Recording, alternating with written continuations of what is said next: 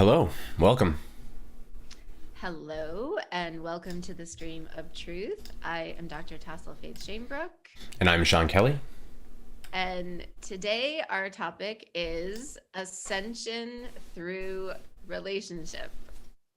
Yeah, And okay, just full disclosure, what I really wanted to call this is your relationship may be the hardest part of your life, but bearing the greatest gifts as well. yeah. Yeah. I think for most people, like, I believe the soul goes through like sort of different challenges, I guess, and different learnings. I'd probably prefer to just call them learnings. And normally the learnings for the first while are like they're around like survival things, right? Around like our environment and around our abundance or our safety, around these things like that. But then later, as we sort of mature as souls, we start to have a really deep compassion and love for other people and ourselves. And so, um, what tends to happen is the lessons start to move a little bit away from that, and we tend to find ourselves in our life that um like that are, for example, I'll just say it as my example. I was in a marriage that I was having a lot of trouble with. I made a good amount of money. I had a family. I was successful as far as, the metrics were concerned. Really the only huge pain that I was having is that I wasn't feeling harmony in my relationship. Um, and this type of thing is because our we see ourselves the best through other people. So we've talked about how like the world's a reflection of our consciousness, right? And a projection that we project, and then we see ourselves in everything. And we do that with other people as well. And you know we tend to see ourselves the best with other people, which means that also we see the things about ourselves that cause us the most fear the easiest through other people, which is what precipitates a lot of the difficulty that we then experience in our relationships. Because when we're triggered, we're looking at these parts of ourselves that are really, really hard. And there are parts of ourselves that are, the best way I could describe it is like, if we see other things in the world that upset us, it's a lot easier for us to go, this isn't my thing. This is the world's thing, right? But when it's with someone else, like, and it's a really deep trigger, it feels like it just feels bigger. It feels harder to walk away from that. It feels harder to just go, meh, it's okay, and just let it go. Like, you have to stew in all of this suffering, really, is what it can feel like. And you know, all of that is for our ascension. And so we've talked about this a couple of times, but it's so important, I think, to remind people. And sometimes I think the relationship is going to feel like the worst thing in the world. Like, I think sometimes it's going to feel just like, why the hell am I even doing this? I know that, and I'll just share that sometimes, even though Tassel and I have a great relationship and we work on things really in a really partnered way most of the time, we come together to resolve things and conflict, and we are very honest and truthful with each other. I can still have moments where I'm like, oh my God, why am I doing this? What is this? Why am I doing this to myself? Right.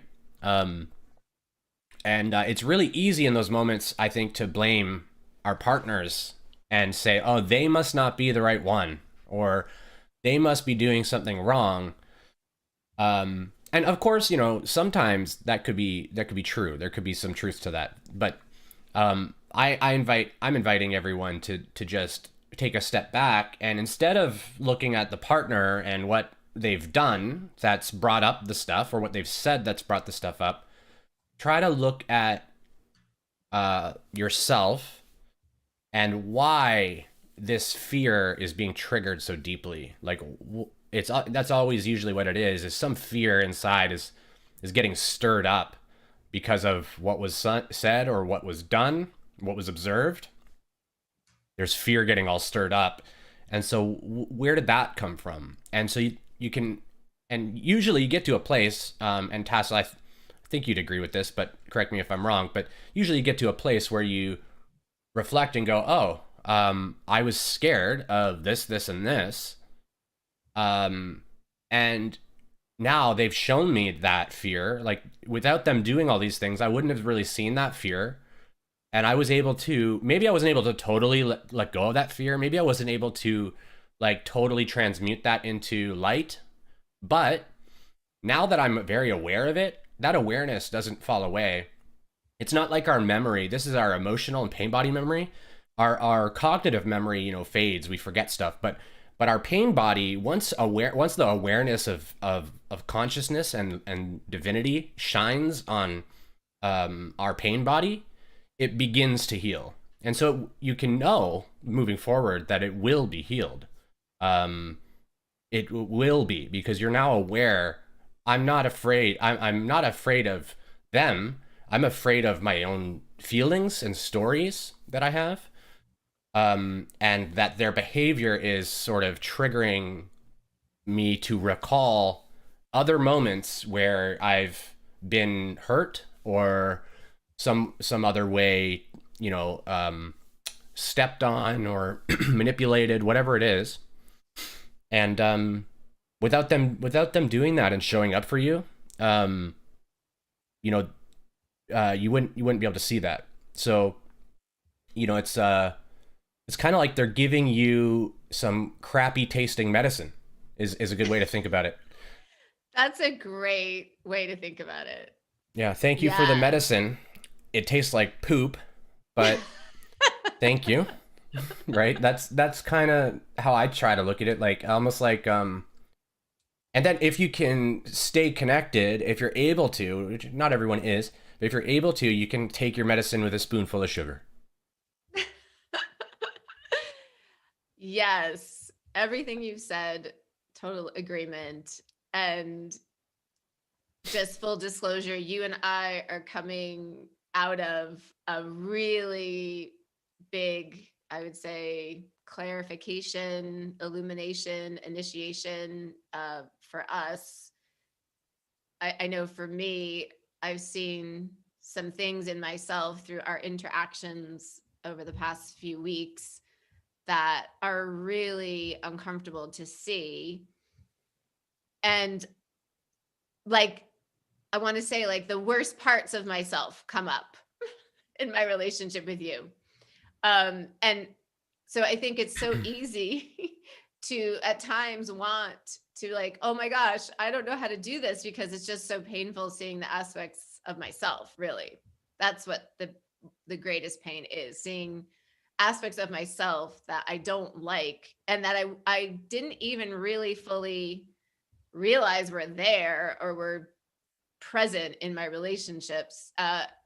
Maybe for all of us, we can kind of think of ourselves a certain way, like, oh, I'm so loving and I'm so generous and I'm so this and that, these identities for ourselves. And then in relationship, really intimate, close relationships where the triggers come in and we might react or respond in ways that upon reflection and illumination, we realize, oh, that is not the highest and best way to respond. It's very humbling and it can be very demoralizing in the short term. Mm-hmm. In the short, it's all, these are all just short-term pains. In the long run, it's great because we see and we can expand and grow. So it's all great. And I also want to say, really, one of the biggest challenges I'm finding in ascension through relationship is I don't exactly know what I'm doing. And the 3D practices of relationship that I've done before, and I'm a psychotherapist and I was educated in more 3D practices, I think a lot of them are not highest and best. A lot of them are not in alignment. And Yeah. so I'll just share a real life example. We had some difficult interactions recently, and yesterday I spoke of my experience, and you held space for that. And I realized the way that I was speaking about it was came out as a lot of criticism of you, and I just don't know what I'm doing. I'm doing things that are I'm trying to learn how to do things in a 5D higher vibration way, and it's new to me, and sometimes I just don't know what to do. Sometimes I'm in a void space, a liminal space of this is how I used to do things in relationship. I think those are not quite right now. They're not really in alignment. I want to get over here where I know what I'm doing. And right now I'm in this void liminal space of not, I don't know what I'm doing. And I think I'm making mistakes, and I think I'm injuring my partner at times and myself. And I just sometimes I don't know what I'm doing.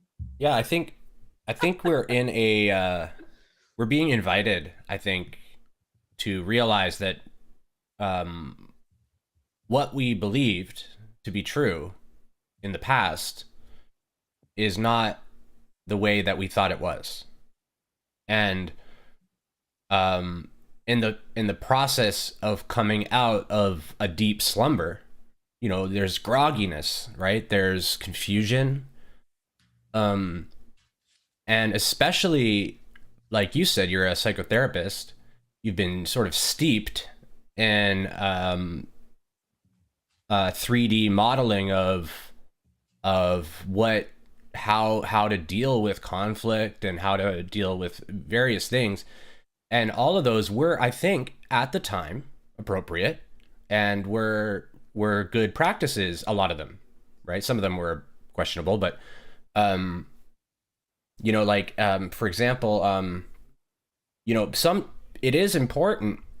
There's a period of time in a being's development where they're remembering themselves, where sort of being you had said some of the expressions were came across critical, I think is what you said.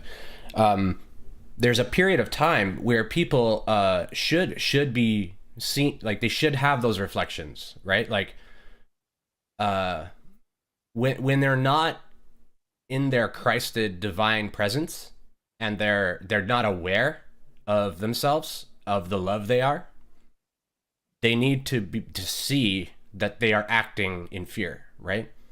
So there is a period of third density consciousness evolution that goes through this pretty typically in most planetary objects, where you know, there is some like some of this type of back and forth of I didn't like that you did this, and then they don't like that I did this, and you know, a lot of that happens because those reflections at that time are appropriate and are kind of needed so that we can see ourselves a bit, like, oh, and realize, oh, I did do things that were kind of crappy and stuff. And then the issue though is that like some of these patterns stay. So like, for example, when I'm in pain, it's kind of like this. So it's like when a lion is in pain, they roar and grumble and sulk, and that's kind of what I do. I grumble, and I get quiet, but I grumble a bit, and I withdraw, and because it may seem like I'm punishing, and it may seem like I'm you know, not loving, or it you know, it could seem a whole bunch of different things, but really all it is I'm trying to protect myself and others from the fear that's coming up. I don't want the fear to be expressed so much, and so I'm clamping down on myself so that I don't hurt people, because in the past, in my fear, I've said a lot of um very hurtful things. And because I can, we feel certain ways in our fear, and then we speak these ways, and we realize after that that's not true, right? And a lot of times I've said things that were just total nonsense. And so what ends up happening though is, uh, the reason I'm saying all of this is just that our responses to the pain, like my response to that, is outdated, right? I I'm going to learn new ways to respond to my own pain and my own fears. Um, and that type of behavior is going to start to fade away. And other behaviors that we do when we're in fear, such as criticizing other people, or judgment, or just despair, and all these various um, distortions of pain that come in, these are all also sort of outdated responses that we're kind of doing because we used to traverse pain this way, right? We used to do it this way. And even though it didn't seem to be the most effective way, it was really the only way we knew. And or whatever we had learned, and through our conditioning, through our environment, through our education, whatever it is. And we're, I think, being invited to forget, to try to realize all that stuff we used to do is no longer really relevant. And we often talk about, when we're in a divine or conscious partnership that is recognizing the divinity in each, and is attempting to harmonize, that, you know um the consciousness, like the divinity, can't sit in lies, can't sit in deceit. And so if there's judgment happening on either side, whether it's spoken or just internally, divinity isn't there right then, and so the divinity won't be reflected back. And what ends up occurring is sort of conflict, because we fall into some older patterns, and we forget. And in those moments, we just forget ourselves. And you had said earlier, I'm sorry, I don't mean to keep just talking and talking, but you had said earlier that we like to tell ourselves that we're loving and we're compassionate people, and then we go and forget ourselves, right? This is how I like to think it. We are loving, compassionate, peaceful people. We are divinity. We're love. We are God. But we forget. And when we forget and are not acting in these ways, we have to be self-aware, I think, or have to really try to be self-aware. Uh, there's so many things in the past several days that I feel I can do better with, that I had forgotten myself. And I guess the point the point I don't know the point of the whole rambling I've been doing, but the point, I think, is just that we can let ourselves off the hook a little bit when we're doing what we know, right? We're doing what we know and what we think is the way to resolve some of these issues that we're feeling, and the discomfort.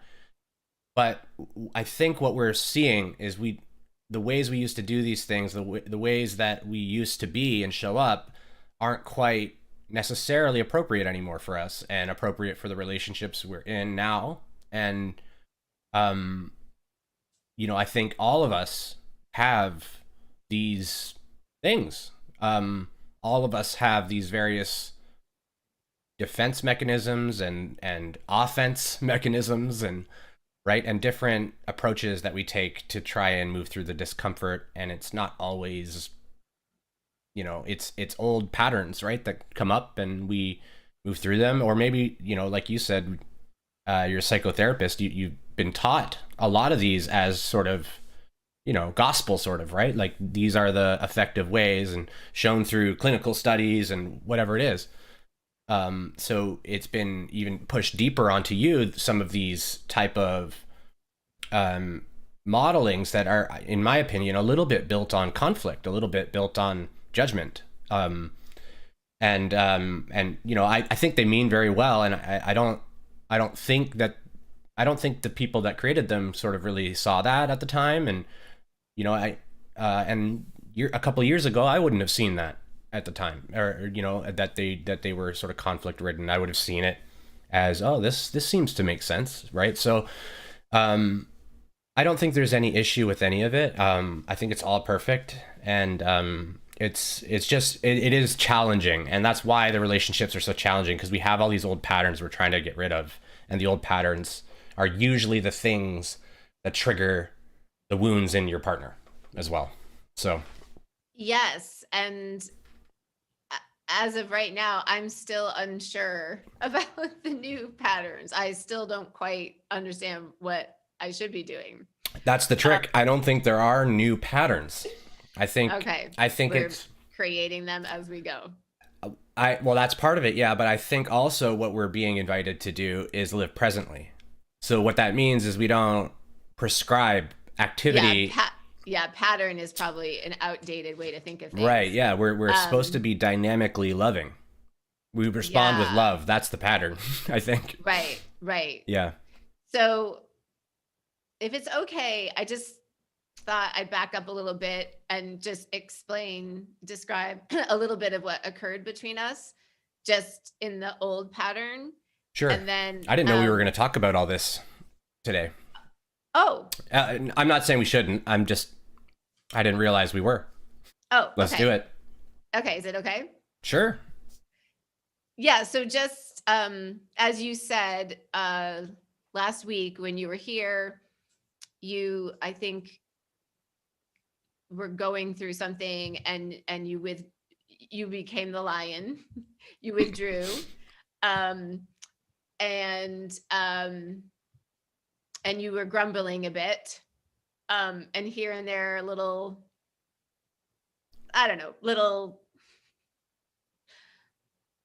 your paws were coming out a little bit here and there. I don't know how to say it. We should talk about what those particular moments were, because I don't recall doing that. Okay.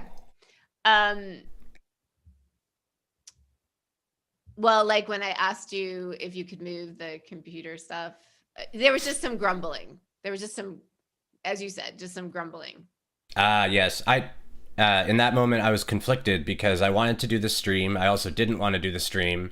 I wanted to leave the stuff there so that we could do the stream. I also didn't want to leave the stuff there because I didn't want to do the stream. And then you were asking me to move the stuff and then telling me that you would rather do the stream. And I was just like, I was just very frustrated with the conflict inside of myself. And I was like, am I moving this stuff or not? I don't care. Just, I don't know what I'm doing. And it wasn't meant to be directed at you. I was just very frustrated that I couldn't decide what I was doing either. Like, yeah. But yeah, so I didn't intend to grumble at you there. I was pissed off though at myself for sure. Okay. So, so we had like a sort of a difficult day, and I was sort of trying to connect with you and somehow come together, and I think you really just needed space. So I can just see how I helped to create the whole thing. And then afterwards, I felt so hurt. I went into this real big hurt area. And then yesterday, I basically told you about all of my hurt. I wasn't, and the reason I did it was I was trying to heal. I thought I was trying to heal my wounds so that there would be more harmony between us. But I ended up, I think, creating wounds for you and wounds in our relationship. So the way I did it, it was not the highest and best. And last night we were texting a bit, and I don't know if this was resonant with you at all, but what I ended up texting you was I said, I'm really sorry that I didn't realize that you were, I said in pain. I don't know if that's the right way to say it. Like, it sounds like you were frustrated, or you said maybe you had fear. You were going through something on that The day. frustration bubbled up on occasion because of my inner conflict and my knowing that I was all confused. I get upset with myself, and then, there's a whole. I'm in a tornado of confusion in those moments, and I just feel like I know that I've forgotten myself, and I'm like, why can't I remember what I am? Why can't I remember my divinity? Why can't I see the love right now? I get mad that I'm turned away from myself.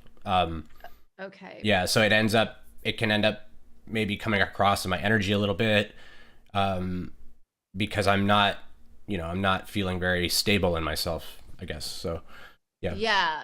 And so what I said in the text was, like, I wish I had it had sunk in more that you were just struggling, or I don't know the right way to say it. You were having a hard time. And I said, I wish I had given you more space and more love. Um, and I said, and then I said, and I wish maybe we could have come together somehow and just like cried together or something. And I don't know if that's resonant for you or not, but it felt resonant for me. It felt like, I don't know, just instead of going into our separate corners and our own fears, and what if we came together and we just like, oh my gosh, I'm having a really hard time, and like just cried together.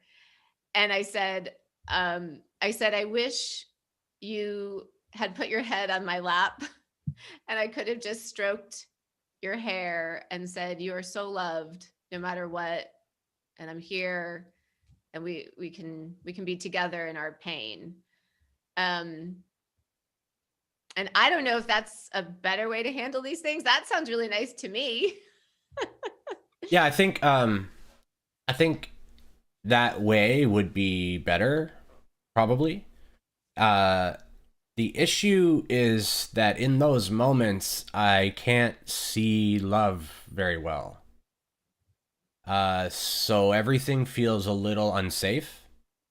It doesn't quite feel so safe to be so vulnerable. Um, Ah, and I think also there's still, it's not very energized for me, but there is some programming around like how men are supposed to behave, right? yes, So yes. that's still there.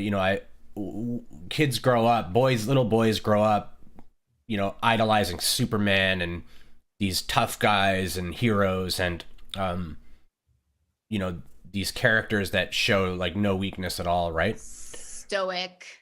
Yeah, Yeah, stoic, wise, that type of thing. So, um, yeah. and we idolize these people or these characters, and then we try to embody those traits, thinking that that's healthy, um, or thinking if we can't embody those traits, that we're now failing at being a man, right? So, um, the all I'm trying to get at is in those moments, the challenge for me to come back and to be more the way you suggested is that I don't feel loved. I can't receive it because I don't feel it in myself. Um, You don't feel love towards yourself in those moments? Is that what you're yeah, saying? and also usually for me, if I'm like that, it means I think you probably don't love me. I think that's Ah, probably what's causing me to feel so much pain, is that ah, I feel that I'm not accepted is most likely. That's I think the only thing for me that I can think of that really gets me is not being accepted. And so if I feel not accepted, whether it's true or not is a whole other thing, but if I feel like I'm not accepted and that builds enough, that's when I shut down And so Okay. if I feel like you don't love me, you don't know me, you don't see me, I'm not going to come to you and try to connect and lay on your lap and Okay. cry with you. Yeah. Like I don't feel safe because of my Yeah. own fears and lies to myself, basically, that that tell me it's not safe, right? So whether you accepted me or not in the moment, you may have said something that was unaccepting, right? Or you may have maybe you didn't mean to, maybe I just interpreted it wrong, whatever it is. But it's my fear that attributed all the, oh, this means that because she said this thing, maybe didn't even realize it, but because this happened, she doesn't actually love me, right? And so, or doesn't accept me at all, or this is a sign of her global and universal feelings towards me, right? It's like the egoic mind just goes, oh, it grabs it and just Yeah. holds on to that, like that expression. We've talked before how we can hang on to like certain phrases and Yes. like, so it just hangs on to that, and it's hard to get out of that cycling. Especially if our intellect's good, Yeah. if we're intellectual people, we have more like energy in the cognition to empower that egoic sense of Yeah. fear. And so that's why it's hard for me to then come back and just reconnect, because I don't feel safe to do that. Yeah. So I think you're right. Like, but by the time I'm better to just reconnect, like what that likely means is that my trigger is so small that there's barely an issue anyway. So there won't be any pulling away in the first place, right? So, but yeah. So I think when men want to be comforted, but don't feel that it's safe to be comforted, it is generally, I think, what's happening with men. We go quiet. Um, I think I told you, someone told me when a man is silent with those he loves, he's screaming for help, right? He's Mm. he's usually in tremendous pain and isolation in Mm. himself, Yeah. unless he's doing a silent retreat or something. But usually he feels entirely unsafe to say anything to Yeah. anybody, and he is just isolating himself and probably beating himself up a lot. He may be having some judgmental thoughts about others as well, but um, his call for help is his pulling away. And Yeah. the issue is that when people try to help, he can pull more away and continue to pull away, which it's counterproductive, really, right? But I think sometimes it's hard to distinguish. Like, should I help? Because basically, I think what I heard you say earlier was that you wanted to connect and come together, but it seemed like I needed space. Um, and that's the thing, is I think I did need space, but I didn't want space either, right? Like, I don't. I want this to end, and if someone can help me get out of it, I want that help. But I don't know how to ask for it, and I don't know how to really receive it very well. So I'm in a kind of a really, for me, it's a bind of like, how am I supposed to deal with this, and how do I, you know? Um, and I think that your desire to heal things, and then it seeming like it's not working, probably brings up a lot of fear around. Well, I've seen this before. And one time, we had some altercations, and then we didn't talk for a while. Or you had mentioned as well that I was leaving the next day. So like, if we don't heal it now, then we're not going to get to hang out at all in any sort of peace. um and then, so these, like, I think fear starts to build up there. And um then the mind will usually say they are causing my fear, right? Like, his behavior is causing my fear. um Yeah. If I and could, yeah. yeah, maybe I'll just jump in here. I can see in myself that I have a lot of anxious attachment.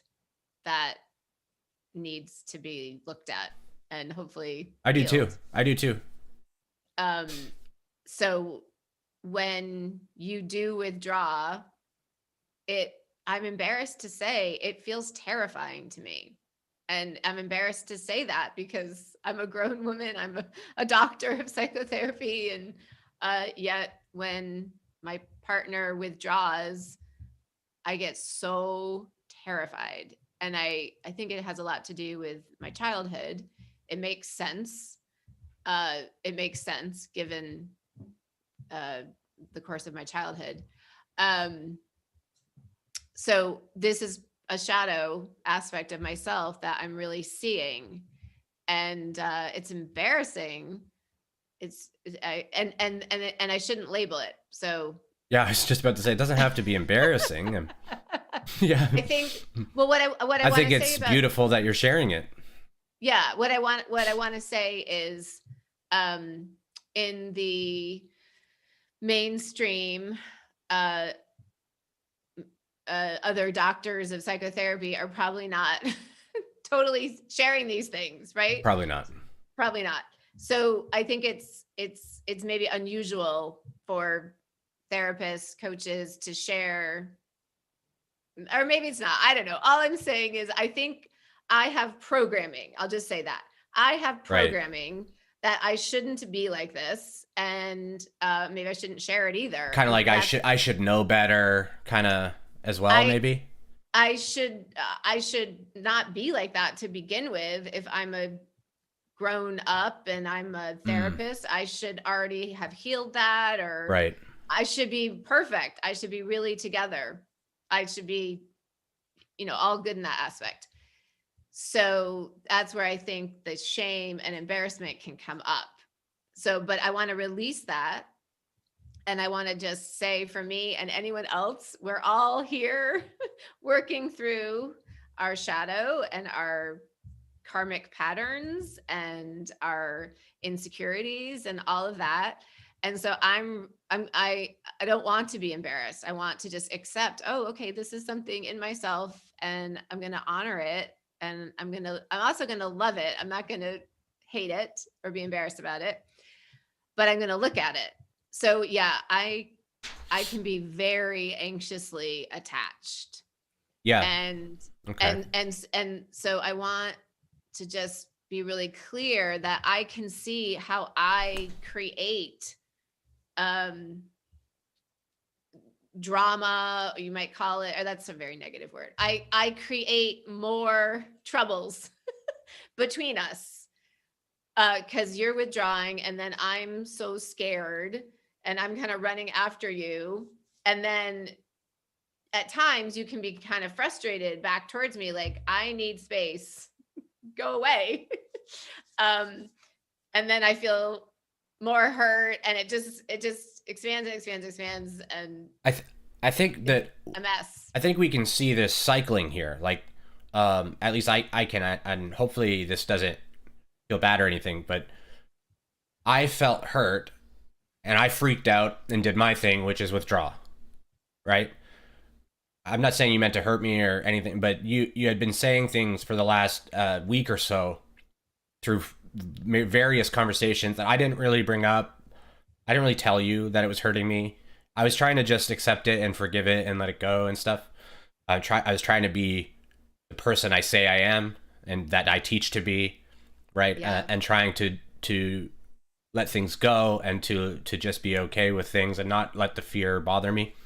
But I hit a point, and then it was it was because I woke up, and it was that Thursday I woke up, and you're like, I'd like to apologize. And then I was like, oh my God, she's about to apologize for the different things that she had been saying.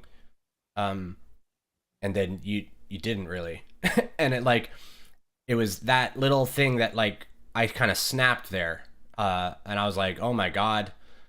And I think part of it was because I woke up to that. I woke up, like, I think I've been awake for like 4 minutes or 5 minutes or something. And then we started to talk. So I think I freaked out and withdrew. And then as I withdraw, that causes you to freak out. Yep. Yes. And then, you know, and then we started to talk about it. And I just think that we talked about it all, you know, I don't think that I still don't think I've had a chance to really share why I initially was hurt properly. I tried a bit on Thursday, but I don't think it was coming out properly. And I don't think you were really hearing me, or I was saying it right, or whatever. It wasn't coming out properly or coming across. So, um, you know, and then when we talked about your experience, you know, it just, yeah, it didn't. I guess your experience just hurt me a lot. Like the way that you were sort of thinking about things. Um,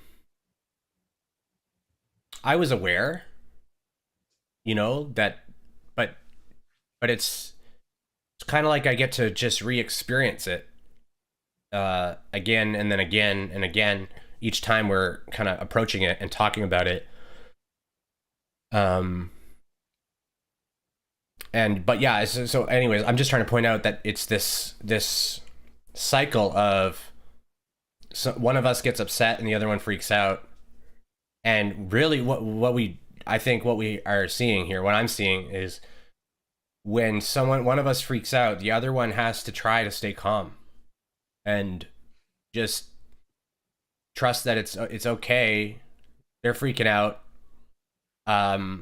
If there's a way I can help them, I'm here to do so. But if there's not, then there's not, and I have to just wait it out.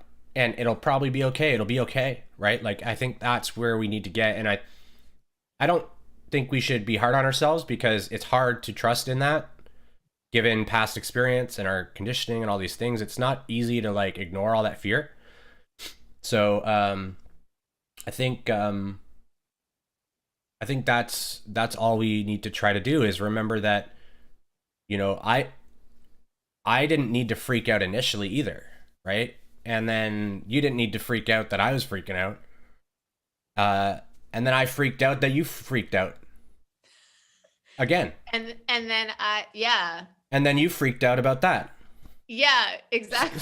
So it's just back and forth of freaking out. Yes. And Yes. it's all just And because we're scared and yeah, feeling hurt. and it ends when one of us gets to a calm, centered place, and then the other person usually also gets to that calm, centered place.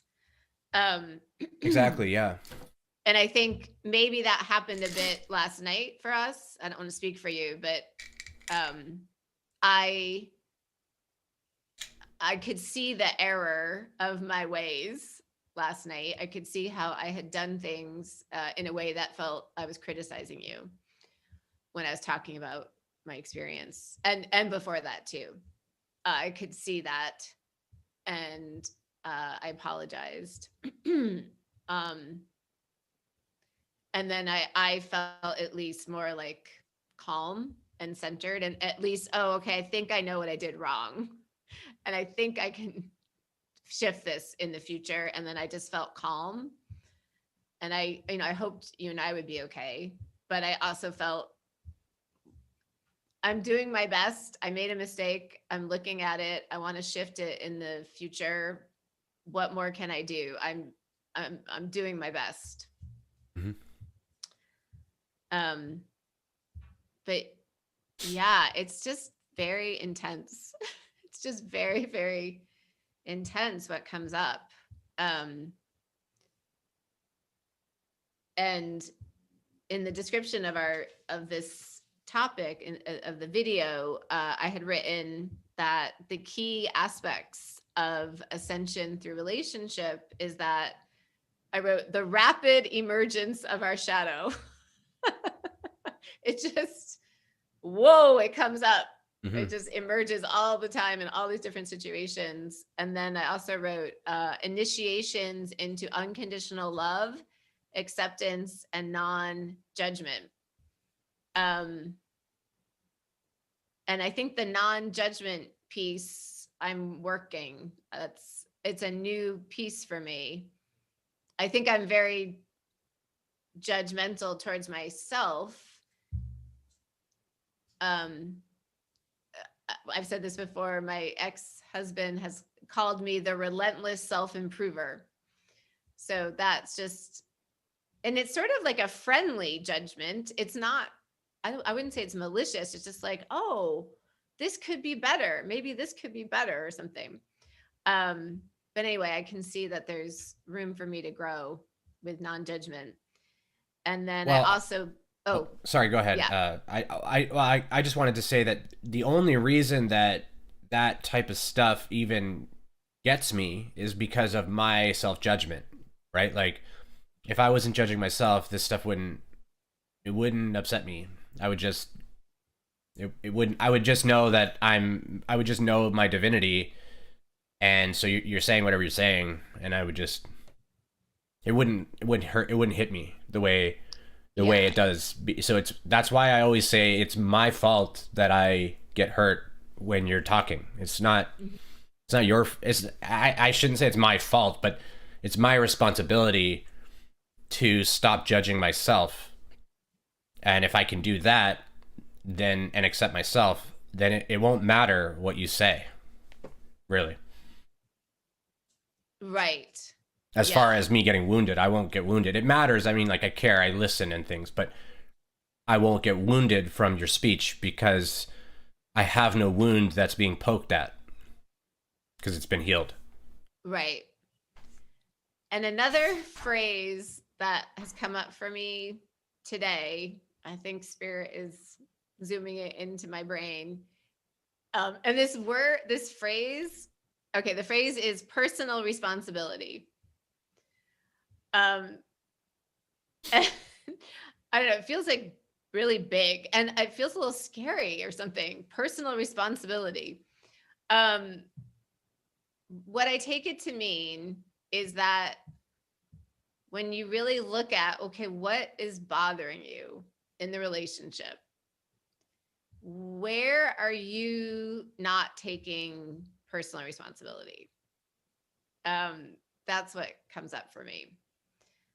It doesn't not to say that there can't be conversations around better ways to harmonize with each other and stuff like that. But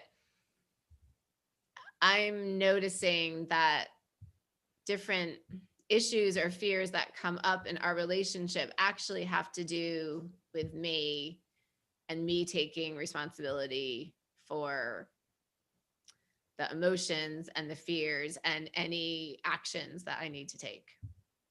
Yeah, I think that's one of the harder lessons actually that you're sharing right now is we are all responsible for our experience. We create it ourselves, every facet of it. So if our negative thoughts about the experience cause negative emotion, is it the fault of someone else that we feel this way?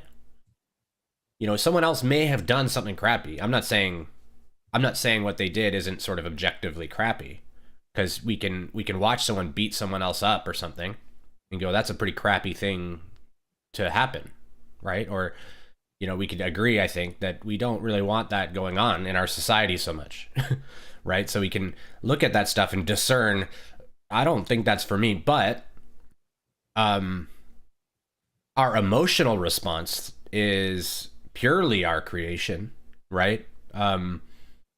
Just because we discern something to be not quite agreeable with us, not quite aligned with love, doesn't necessarily mean that we have to go down the rabbit hole of the fear and the pain and the judgment and stuff. And I say that, and I still fall into it. So, but if we can just, I think, take responsibility and go, well, it is me. It is my choice to, like it.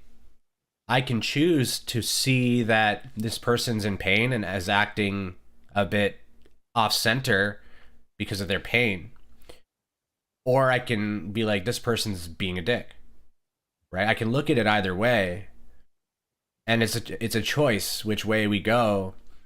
And it's our choice. And, which side of that type of thing we want to energize. Do we want to energize the compassion, or do we want to energize the part of us that feels attacked or feels hurt or whatever it is, and it just, that's why I always talk about like awareness and presence and being in the moment, because it's that type of stuff that allows us to notice and be more like choosy, I guess, be more aware of, oh, I'm going down this negative path, I'll just course correct.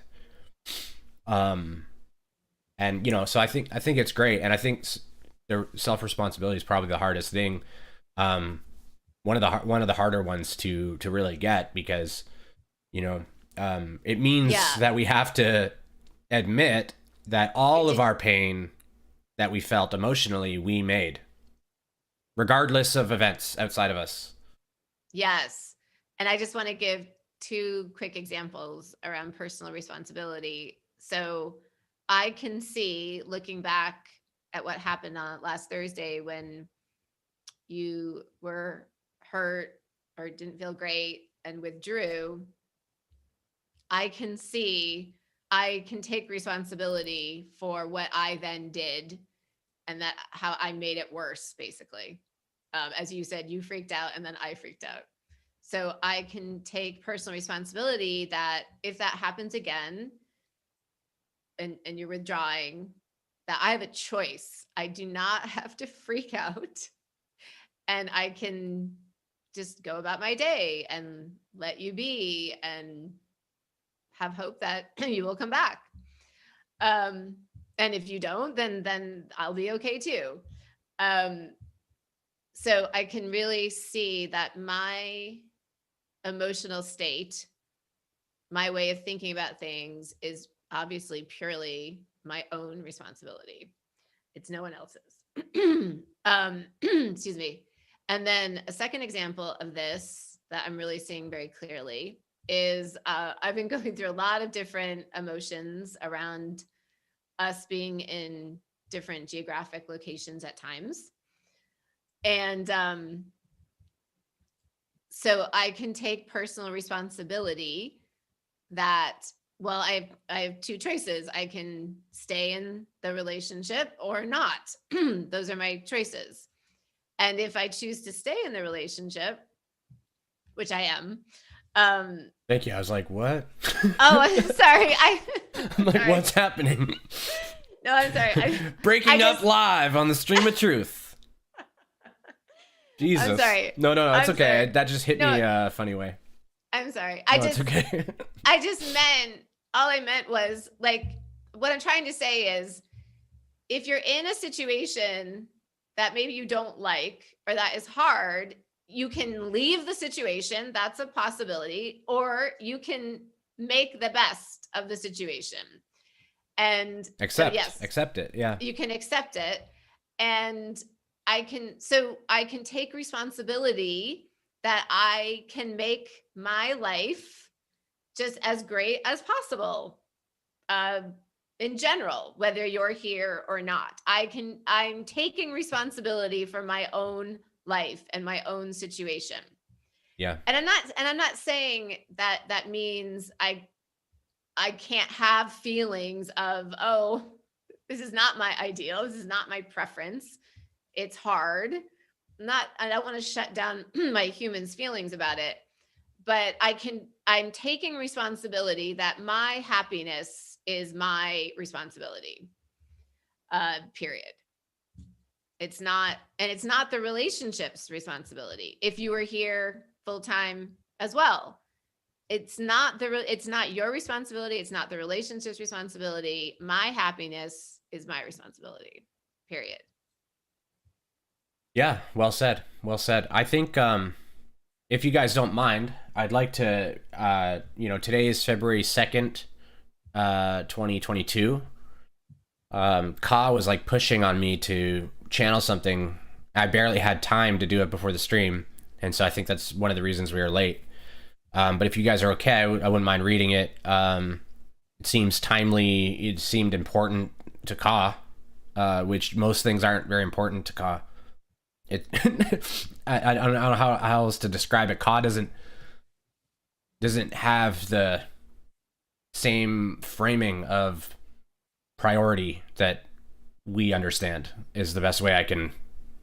Can you also just explain to anyone who might not know who Ka, what you're talking about right now, who Ka is? I wish I knew. I wish I knew. It's some being somewhere or something.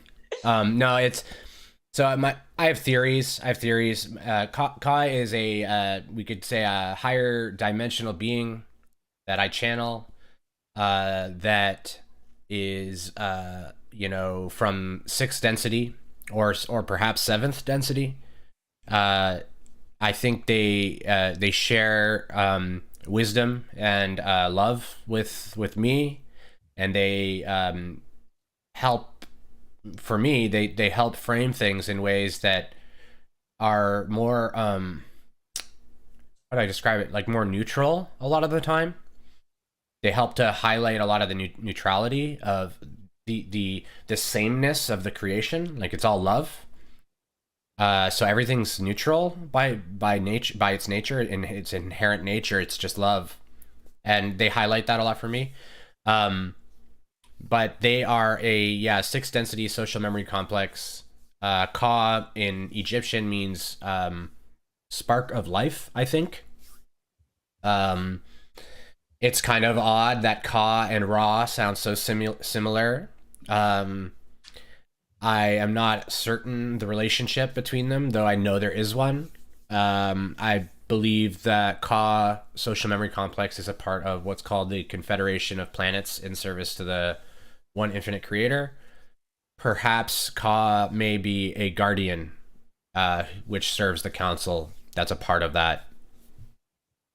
And that whole thing is sort of the extraterrestrial group that has come to our planetary system to help oversee Earth's ascension. And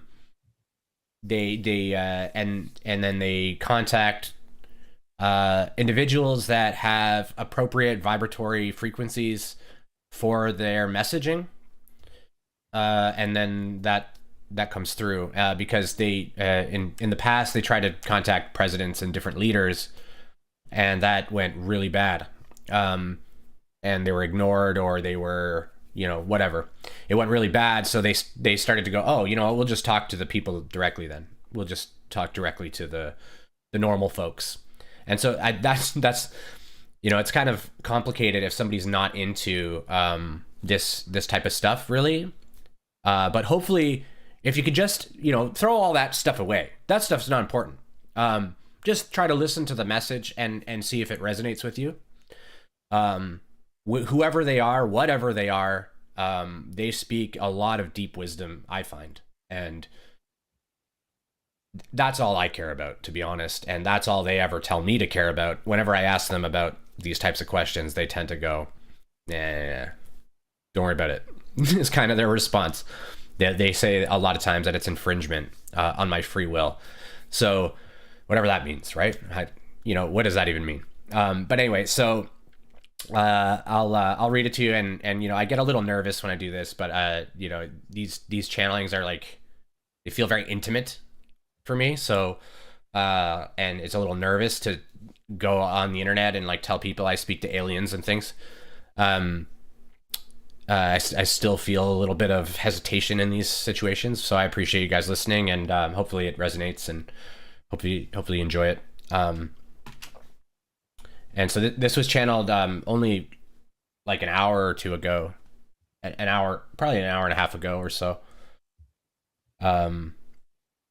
We are Ka, and we are here with all of you now on this glorious day as we sing harmony with your divinity. The energy signature of today marks the beginning of a gateway. There is a deeper phase of this gateway approaching in 20 of your diurnal cycles on February 22nd, 2022 date. On the February 22nd, 2022 date. We recommend each reflect upon the energy of two and invite the cosmic inpourings of love from your logos to guide you in seeing what is to be seen in the self. Many of you have had arduous journeys thus far, but this is due to the lower self and their fear being clung to as a child clings to a teddy that it adores to comfort it to sleep. We do not say this to suggest something is wrong. Instead, we say this to remind you of the choice. As the gateway opens, opportunity for the eyes of the Christed to see all things with their divine love is here. All lies may be seen through the divine light, and all lies are fear. When fear is seen for what it is, a lie, it is elevated to its truthful position in divine love. It is cleansed by the Christ within, as you, and is transmuted into the vibration of truth. Many will be invited to observe themselves in truth, the light of the Christ within, the eternal and unbending singularity of divine presence, cannot witness fear and will call you forward to claim, I see what this is, I see who this is love, and there's nothing to fear. It is of the free will choice of the mind-body-spirit complex to heed this calling within as they steep in their own fears, which are called up to their experience for transmutation.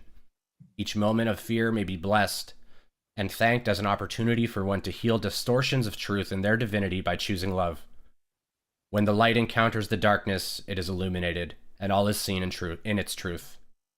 It is not our place to recommend, but instead we will offer that each of you who perceives these words have called to you a reminder.